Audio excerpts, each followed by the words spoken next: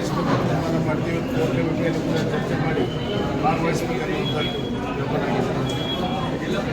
ಈಗ ನಿನ್ನೆ ಮಳೆ ಬಂದು ನಮ್ಮ ಕರ್ನಾಟಕಕ್ಕೆ ವರ್ಣದೇವ ಆಶೀರ್ವಾದ ಮಾಡಿದ್ದಾರೆ. ಮಲೆನಾಡಿನಲ್ಲೂ ಆಗಿದೆ, ಕೊಡಗಲ್ಲೂ ಈ ಕಡೆ ಸಕಲೇಶಪುರದಲ್ಲೂ ಆಗಿದೆ, ಕಾಶ್ಮೀರ ಏರಿಯಾದಲ್ಲಿ ಆಗಿದೆ. ಆ ಹಿನ್ನೆಲೆಯಲ್ಲಿ ಕಬಿನಿಯಲ್ಲಿ ನೀರು ಬಿಟ್ಟಿದ್ದಾರೆ.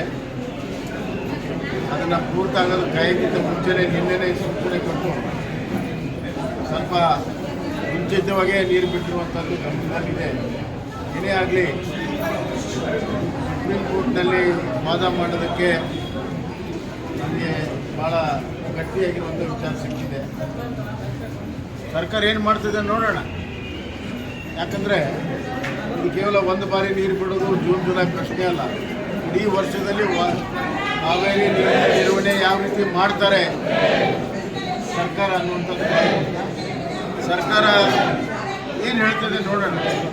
ನಮ್ಮದೇ ಆದಂಥ ವಿಚಾರಗಳಿದ್ದಾವೆ, ಅಲ್ಲಿ ಸರ್ಕಾರ ಜೊತೆಗೆ ಚರ್ಚೆ ಮಾಡ್ತೀವಿ.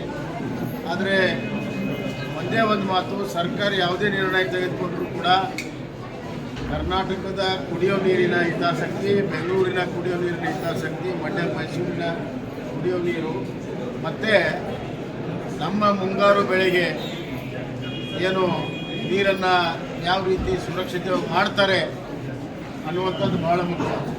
ಇದು ಹುಡುಗಾಟದ ಮಾತಾಗಿದೆ. ನಾವು 9,500 ಕೇಳಿದ್ರು, ನಾವು 3,000 ಕೇಳಿಸಿದ್ವಿ.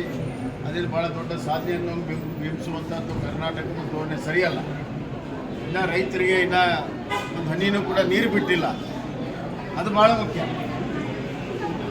ರೈತರಿಗೆ ಕೆನಲ್ಗೆ ನೀರು ಬಿಟ್ಟು ಕುಡಿಯೋ ನೀರಿಗೆ ಸುರಕ್ಷತೆ ಮಾಡಿದಾಗ ಅದು ಒಂದು ರೀತಿಯಲ್ಲಿ ಹೇಳ್ಕೋಬೋದು. ಆದರೆ ಏನೂ ಇಲ್ಲದೇ ಅವ್ನು ಹನಿ ನೀರು ಬಿಡದಿರುವಂಥ ಸಂದರ್ಭದಲ್ಲಿ ಸಾಧನೆ ಅಂತ ಬಿಂಬಿಸುವಂಥದ್ದು ಸರಿಯಲ್ಲ. ಈಗ ಇಷ್ಟೇ ಹೇಳ್ತೀನಿ, ಅಲ್ಲಿ ಸರ್ಕಾರದ ವತಿಯಿಂದ ಏನು ಪ್ರಪೋಸಲ್ ಬರ್ತದೆ ಅದನ್ನು ನೋಡಿಕೊಂಡು ಮುಂದೆ ಅಲ್ಲಿ ಮಾತಾಡಿದ ಮೇಲೆ ಮತ್ತೆ ಮಾಧ್ಯಮದಲ್ಲಿ ತಮ್ಮ ಹತ್ರ ಮಾತಾಡ್ತಾರೆ.